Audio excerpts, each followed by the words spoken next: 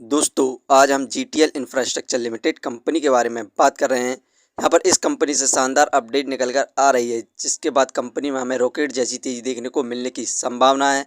इस कंपनी ने जो अपना Q3 रिजल्ट अनाउंस किया है, उसकी परफॉर्मेंस के साथ साथ इसे हम फाइनेंशियली और फंडामेंटली भी देखेंगे। इस समय हम कंपनी में बाय सेल होल्ड क्या करना चाहिए और कंपनी का नेक्स्ट टारगेट प्राइस कहाँ तक जा सकता है।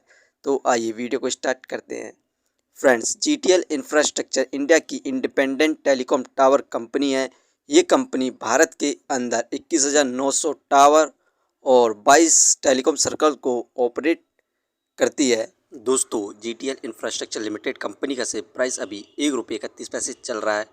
आज के दिन इस कंपनी में हमें 0% के रिटर्न्स देखने को मिल रहे हैं। कंपनी का शेयर प्राइस ₹1.31 पर ही स्टार्ट हुआ था 9/15 पर।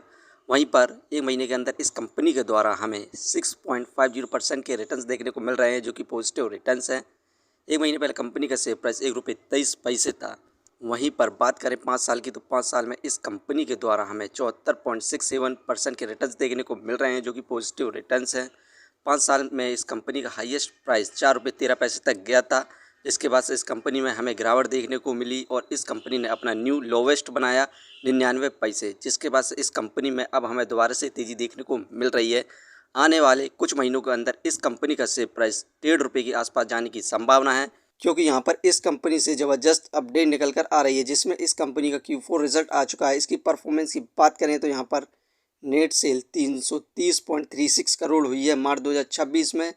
डाउनफॉल देखने को मिला हमें 1.98% का, क्योंकि पिछले साल इस कंपनी की नेट सेल 337.02 करोड़ थी।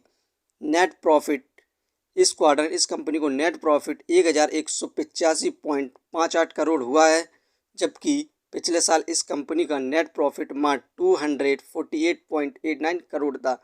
शानदार यहाँ पर इंक्रीमेंट देखने को मिला इस कंपनी के नेट प्रॉफिट में 576.35% का, जिसके बाद इस कंपनी में हमें रॉकेट जैसी तेज़ी देखने को मिल रही है।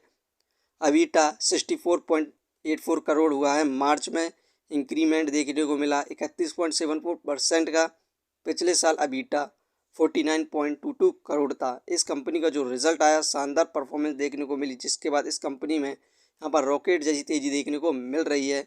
और इसके बाद हमें इस कंपनी में फिल के द्वारा ज़बरदस्त इन्वेस्टमेंट देखने को मिल रही है। यहाँ पर आप देख सकते हैं सितंबर में फिल की इन्वेस्टिंग यहाँ पर 0.85% थी इस कंपनी के अंदर, जो कि दिसंबर में बढ़कर इस समय फिल की इन्वेस्टिंग 0.87% हो चुकी है। यहाँ पर ज़बरदस्त इन्वेस्टमेंट देखने को मिल रही है फॉरेन इंस्टीट्यूशनल इन्वेस्टर के द्वारा, तो हमें फ्यूचर में ज़बरदस्त यहाँ पर तेज़ी देखने को मिलने की संभावना है।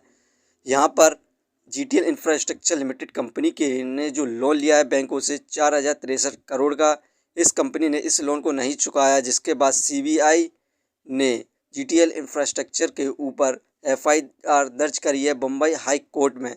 और मुंबई हाई कोर्ट ने सीबीआई को कहा कि आपने कोई भी सबूत नहीं दिए हैं, जिसके बाद हमें कंपनी में दोबारा से तेज़ी देखने को मिल रही है और इस कंपनी का शेयर प्राइस ₹5 को भी क्रॉस कर सकता है आने वाले 3 से 4 महीनों के अंदर। इसे हम फाइनेंशियली देखें क्वार्टरली बेसिस पर, तो दिसंबर में 210 करोड़ का लॉस हुआ, मार्च में इंक्रीज़ हुआ 249 करोड़ हुआ, जून में यहाँ पर लॉस कम किया 232 करोड़ हुआ, सितंबर लॉस को कम किया 193 करोड़ हुआ। जो अभी क्वार्टर का रिजल्ट आया उसमें 20 करोड़ का यहाँ पर प्रॉफिट गेन किया है।